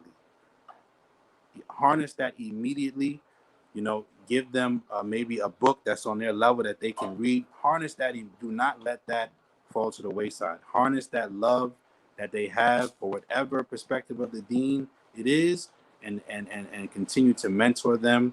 And I think it will be a natural progression of passing the torch if we norm that within our communities. And Allah knows best. Alhamdulillah. MashaAllah, I agree with everything that the brother said. Alhamdulillah. I just want to maybe add and summarize in general a couple things that I think would be really beneficial for imams to pass the torch. So one, the Prophet Muhammad sallallahu alaihi wa sallam, he said, "Sayyidul qawmi qadmuhum," right? That the master of a people is their servant. So encouraging khidmah, encouraging service, that is true leadership, right? So that means even if we're sending young people to go study overseas, or sending them to a madrasa to get this knowledge, make sure you remind them that you're not going just for you, and you're not going so you can go there and come back and say, hey, I know I'm hafid the Quran, I'm a hafid the Hadith. You're doing this. You learn this knowledge so that you can serve your community. Like that has to be put forward, number one, right? So whatever endeavor it may be, whatever skill they may have, it's always a constant reminder that this skill, that this knowledge is used for the betterment of the community, right? Secondly, I would tell Imam Joe straight up, don't be haters. Don't be haters. On young dudes, and young bulls coming through. Like, I don't know, Brother Na'il, he might have experienced this. I know I did. So short story time again, right? I remember when I went overseas, I went to Jordan, I went to Palestine, Saudi. I came back, got what I got, boom, right? Came back to the Masjid. Hey, some of the old heads would get on the minbar. Those shots at me.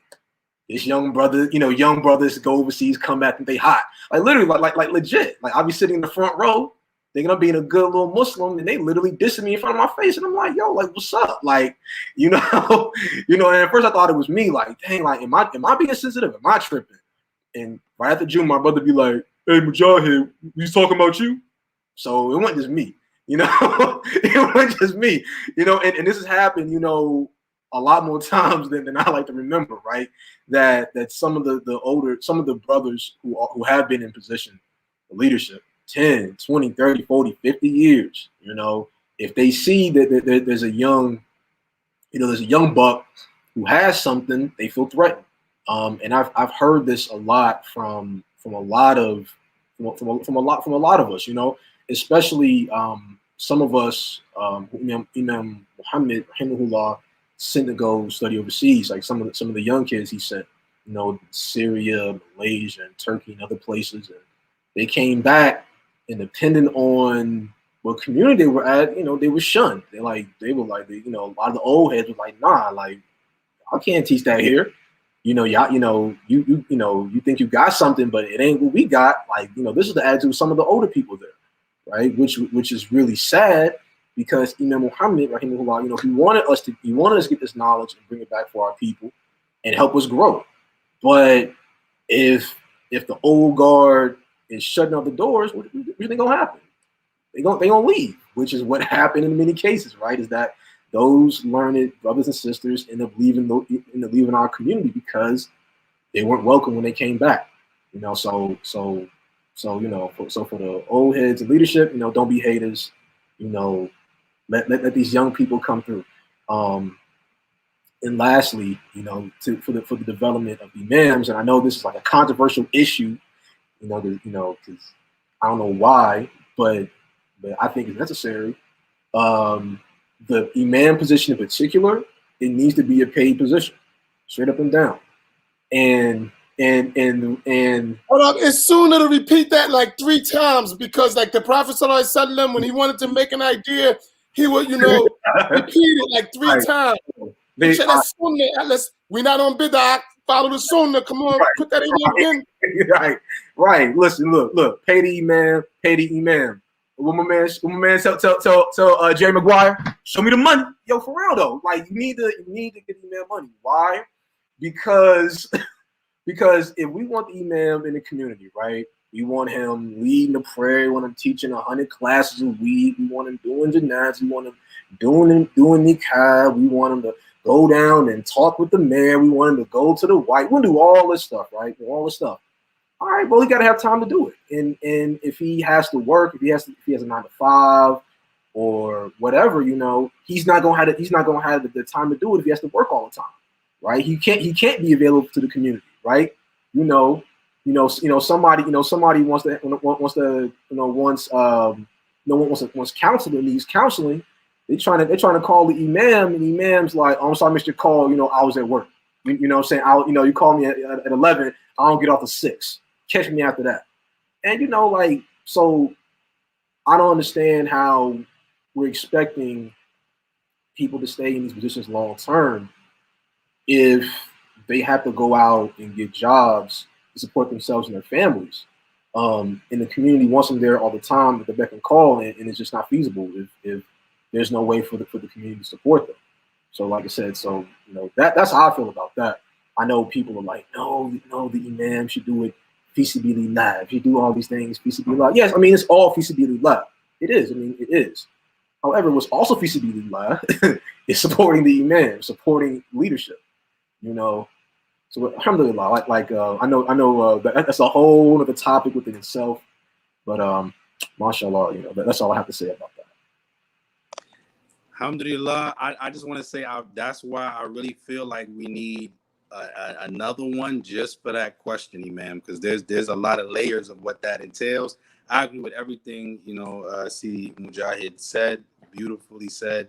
That's just straight up and real talk. I don't even have anything to add to that. Beautifully said. That's real talk.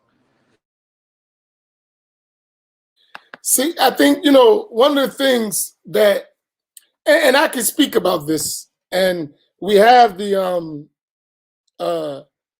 donation things going, because I find myself, I'm talking about myself, and I talk to the other imams, and I know as the young brothers, we have a lot of great ideas, but those great ideas, they need financing, right?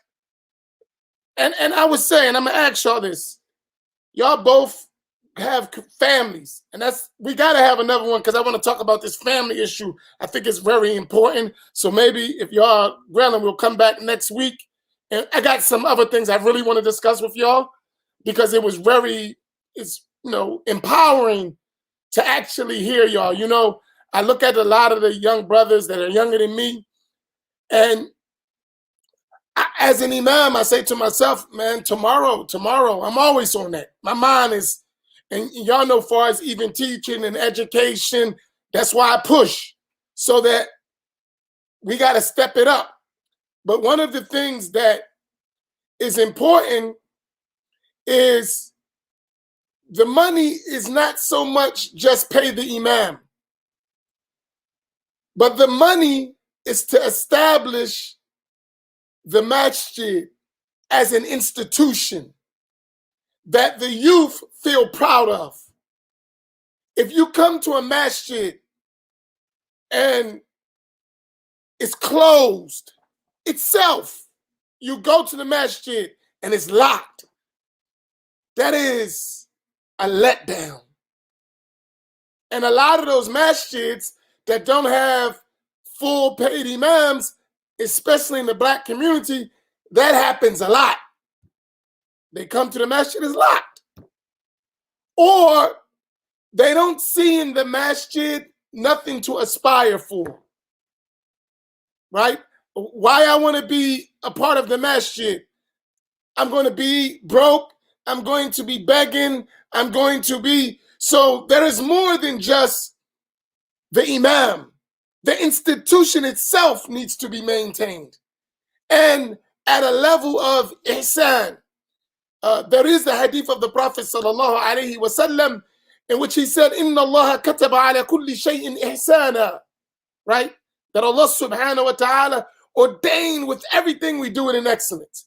And I think that's one of the biggest reasons why we need to fund our institutions and everything that makes it run in a state of excellence, right? So that would be, that's just my thought of that. Because we have this, my wife tells me all the time that, you know, we have this attitude, he's not coming up off of me. So we don't donate because we have this self-destructive mentality. He ain't coming up off of me. And guess what? If he don't come up off of you, we don't come up off of us, right? We got to think past the imam, past, because the masjid, the institution is not the imam. He's a part of the institution, right? So we got to start broadening that to think of the institution itself and everything that makes the institution run. What's your thoughts about that? Facts. It's just the need, man. When they say it's facts, real talk. Like, you know what I mean? But that's where it's at. You're right. You're right. We have to maintain our institutions, right? Because when we maintain our institutions, there's a lot of pride in that. That, you know, there is strength in that. Psychologically, it develops us, and morally, it helps and strengthens us. You know, we need that. You know, we have to maintain our community. We have to maintain our institutions, and when we don't, like you said, it's a big letdown. It's a very, very hard letdown. You know that, you know, we have masjids, and, you know, the big immigrant masjid down the block, you know, really across town is always open. They always have this, they always have that, and then our masjids are, you know, barely scraping by. You know, like even the storefront jumps, you know what I mean? Like just barely scraping by. Might be open maybe on Friday, maybe. You know what I mean? And and just that, you know, just for Juma I'll be open. After that, all right, everybody get out, lock that door, go home, go back to work. You know what I mean? And you know, that narrative has to change. You know, we can't, that can't be our legacy. I mean, that can't be our legacy. And because, I mean, for real, if that's the legacy, I mean, you know, do we expect our kids to be proud of that? I don't. You know, do we expect the people to want to stay? Not really. You know, so we have to say, okay, this is ours. We take pride in this, and we have to continue establishing it and strengthening it. You know, like you said, you know, look past the personality of the imam, because I think, you know, African Americans in particular, we have a very complicated history with religion in America. You know, it's very, very complicated, and a lot of the complication comes through the personality of the religious leader. The pastor or the minister, right?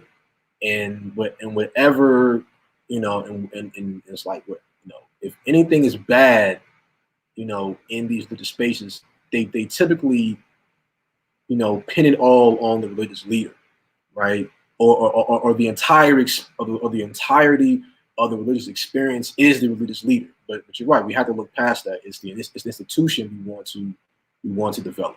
So Jazakallah khairan, Imam Amin, for pushing that amongst us, because it's greatly needed conversation, and we have to act upon it. You know, we have to definitely act upon establishing our institutions and making sure that they're leaving strong, lasting legacies for subsequent generations. Alhamdulillah.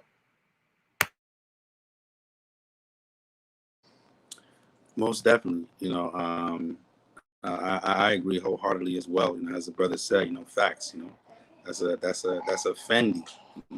That's a chain of factories, whatever you want to, whatever you want to say. But that's real talk. We definitely need we need to start thinking community wise, and I feel like that's it's even the WD community, even as much as we like to put spread the light on community, even we have some of those issues as well, as far as supporting each other. And I feel like that's where the importance of us being serious and real about our identity as African Americans comes in. As the brother said, there's a history of how we engage with each other and with our leadership that needs to be broken apart, and that needs to be and that's where history comes in, because I really feel like there is benefit in many of the movements that came before a lot of us entered as I said, what many like to call Orthodox Islam, whatever that means to people. But there's some things that we perhaps should not have thrown out with the bathwater, as far as what they were able to accomplish. The Nation of Islam wasn't asking for grants from the government. They were funded from their own people. The UNI as well. These organizations that came up as far as a part of the liberation movement for our people, they were funded by our communities. They were not funded by the government or anything. The government was trying to dismantle these organizations. So they're not giving money to these organizations. But if we look at where our community was and what we were doing differently at that time versus now, and perhaps this is another talk as well, but it's a big difference. A lot of there was a lot more blue collar, if you will. There's a lot more people with skills, as far as plumbing, brick making. There was mason. There were people who had these certain skills where they can employ themselves, if you will, to a certain extent. But if everyone in the community has liberal arts degrees, we're not going to be able to accomplish the same thing. So I really feel like that we have to be serious also about encouraging a certain trajectory for our community. Who in our community has these skills, and we should even encourage people to take on certain skills for the benefit of our community. So I think that needs to be a part of it as well. So, alhamdulillah, alhamdulillah, we have definitely a lot of work to do, and it starts with these conversations. But like the brother said, we have to acknowledge, we have to put some action behind what we're talking about. So, inshallah, this is the start of that. Alhamdulillah. I want to tell you a story, and we have the different ways to do it.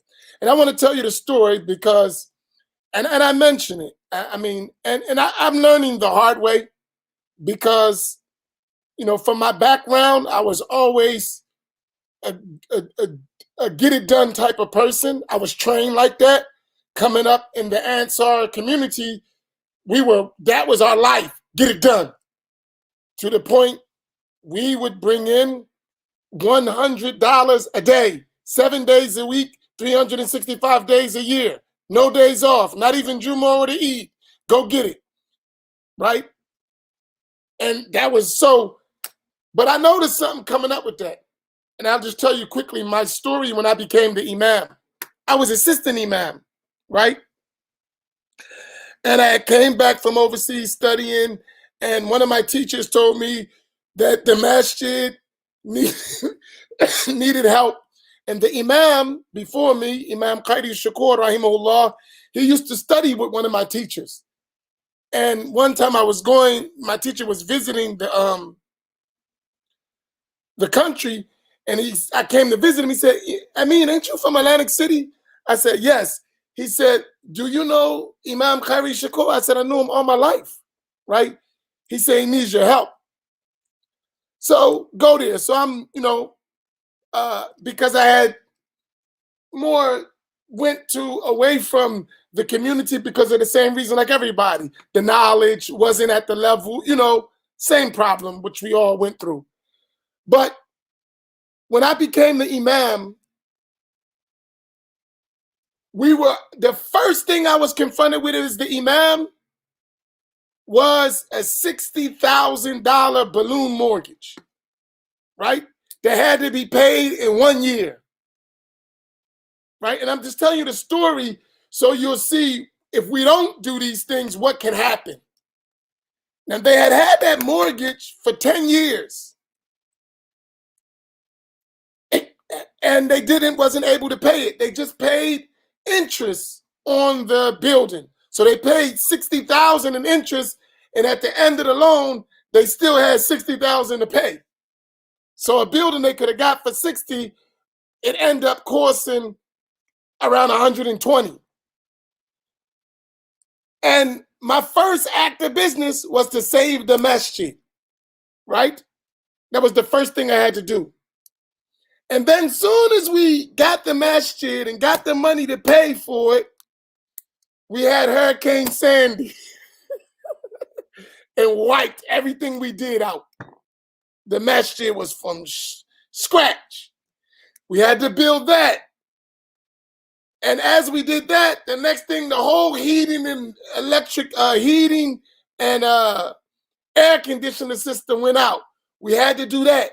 And it's been a constant struggle for the 10 years, constantly fixing and trying to repair what wasn't done because of a financial crisis, right?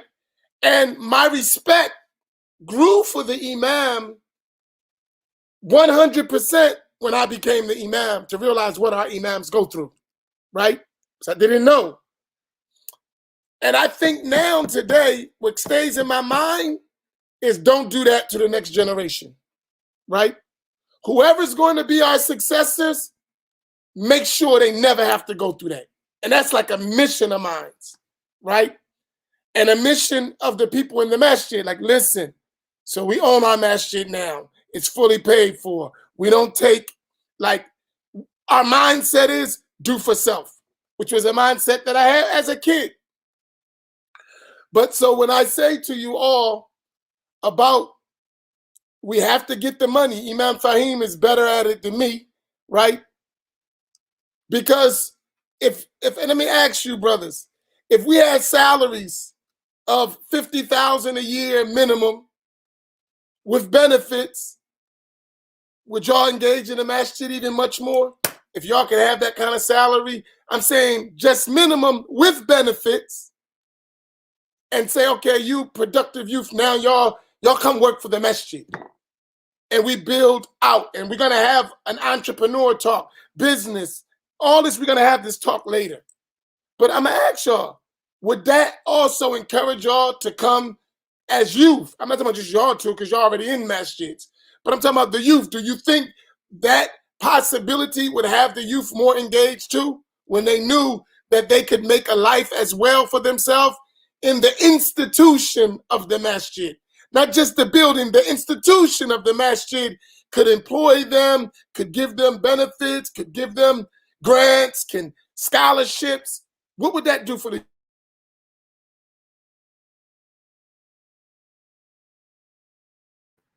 Yeah, man, if you do that, I mean, you have solidified the next generation.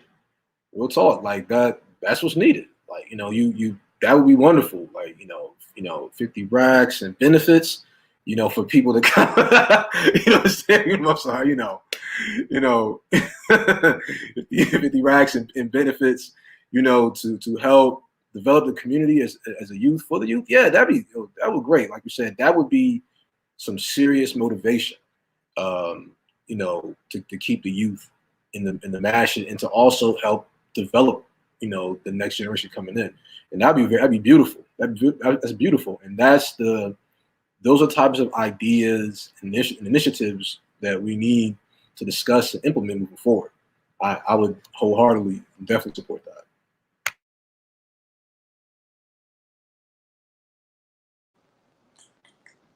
Bismillah, I agree wholeheartedly as well that if we want to be serious about passing the torch, and we want to be serious about progressing our community, we have to be serious about building the Masjid as institutions. The Masjid as an institution should be able to stand on its own. I agree wholeheartedly, and yes, I mean, if there was a salary with benefits, definitely more people would be available to help, because there's a lot of people who even they would do it for free, even people, but they don't have the time, because they have to provide for their families. So there's even people who wouldn't mind even engaging with the community, fi-sabilillah, without compensation, but at the same time, it's about time. So unfortunately, in the context we live in, time is money.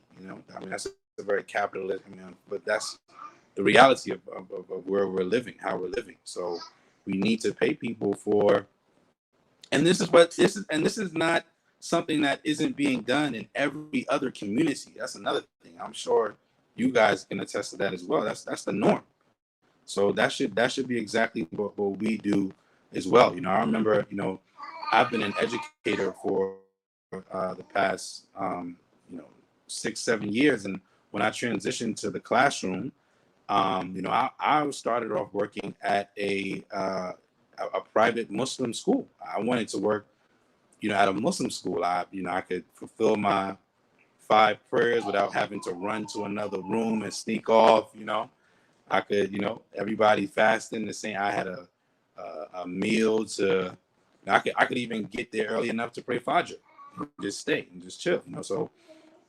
There's definitely benefits when you're working with your own community, but of course, unfortunately, eventually I had to leave. I had a wife, children. I had to go somewhere else where, I could, get paid, get compensated better.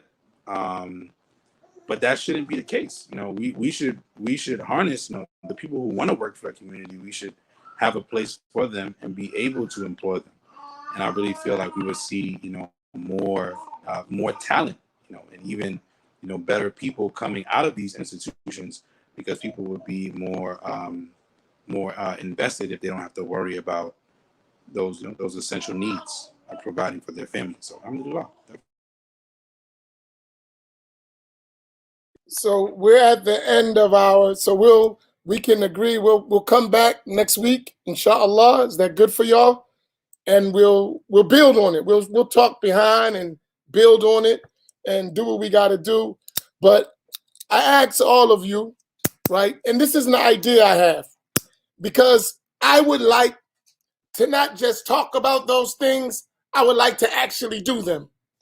And I have this idea. I didn't make it. One of the brothers in the Post-Fajr Reflections gave this idea. He was like, if y'all want to establish sustainable institutions, y'all got to build families. And he was talking about between 25 and 45 families. So next week, I want to talk about the marriage issue, because both of y'all are married and now you have children and you're young and you're involved. So you're doing the thing that needs to make masjids and Islamic institutions work. So we just got to fill in the blanks, right? But I had this idea from what he said, was that if we had 25 families in each masjid minimum, and we strove to do that, and each family gave $100 a week, only 25. So that's just families. So if you got individuals and you don't have 25 families, but you got individuals that's filling in that gap, we would build at a beginning stable institution where the institution itself, like the masjid, is stable.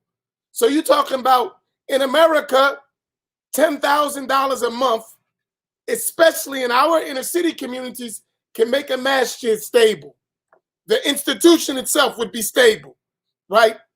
So I wanted to get us there as an example, that we all among us, and we figured out that to support it, do as much as we can towards that. We establish one masjid, it works. Then we go to the next masjid. Imam, we make that. Now we're building community, not only locally, but nationally. And then when you have a coalition of masajid, some are not at the same need as others. So for instance, Masjid Muhammad may be a little bit more stable than a next masjid. So maybe even if we're the funnel, we can say, all right, we're good. Let's get this masjid to that stage, right? So now we got that next masjid, and now that masjid has been helped through Masjid Muhammad. That masjid says, you know what? They led by example. Now let us go to the next masjid. And over time, you could do that around the country. And you'll revive in us a spirit of do for self and build. But it takes a commitment one place first. You got to start somewhere. So I recommend that we already, in our circle, we have 3 masjids that work together regularly. Masjid Mu'min in Pittsburgh, the Kuba Center in Camden, Masjid Muhammad. We're on the Imam's Roundtable. And we work with other masjids because you'll see Ramadan's coming up. We have Ummah, which is Midtown Masjid in Memphis. You have the Atlanta Masjid with Imam Suleiman, Sheikh Hamza. You have Isla LA with Imam Jihad. And you have Masjid Sabur with Imam Fatin. All of us work together, right? And you remember last Ramadan, we did classes every day throughout Ramadan, but we all got the same struggle, and we had the intention to keep it, but it's a struggle for every Imam. It's hard. So we're working. We were supposed to meet today, but inshallah, we're going to revive that for Ramadan. So there you got 8 masajid and that are working together, all African-American masjid, all imams, and we can make models that go around. But some of us, we got to realize how important it is. We got to commit, right? We got to commit to our capacity. And we got to really start to, that's why I say the issue of tasawwuf sometimes becomes important, because you're going to learn qualities that will help us. So inshallah, we got the donate button there. Help us. And I would like to make it where these are sustainable things, so you can even have it where we have a stipend, at least, even for y'all coming here to say, listen, I need y'all to start thinking. We're going to plan. And here's something for you as a stipend every week. And now come up with ideas. Let's build. Let's network. We got to build each other up. All right. And I'm saying, I watched that happen and I seen it done. I lived it. I know it's doable, especially with the correct knowledge. We can do it. So inshallah, one of y'all close us out with dua. I didn't want to be the last one to talk. So y'all give some final words, and then one of y'all close us out with dua.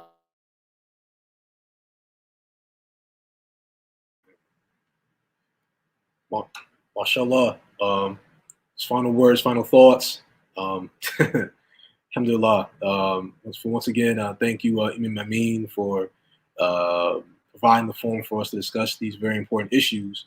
I would just say, I hope that everybody, if there's anything that, if there's anything here, the main point that should have been, that should be brought home from this discussion is that develop and have an interest in your youth. Have an interest in the youth and really think about the future. Think about the legacy that you want to leave behind. Think about the importance of supporting future generations who actually want to see the deen thrive in our communities. Really ponder and think about that, and have the intention to want to support and to want to seek to do better for yourself, your families, in the community as a whole. So alhamdulillah, inshallah, may Allah give us tawfiq in all of our endeavors. I mean.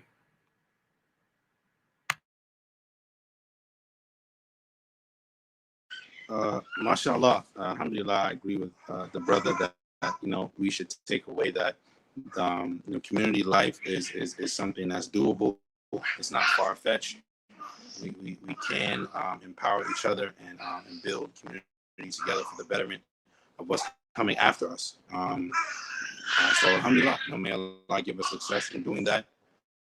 Thank you again, Imam Amin, for this invitation, and inshallah we can continue to give ideas and ways to help our community progress. Alhamdulillah. You want to close? You're the elder, please, Imam. I mean, please close us with dua, please. So, okay, all right. Just because y'all say we don't get out the way. As soon as we give you the mic, you get out the way.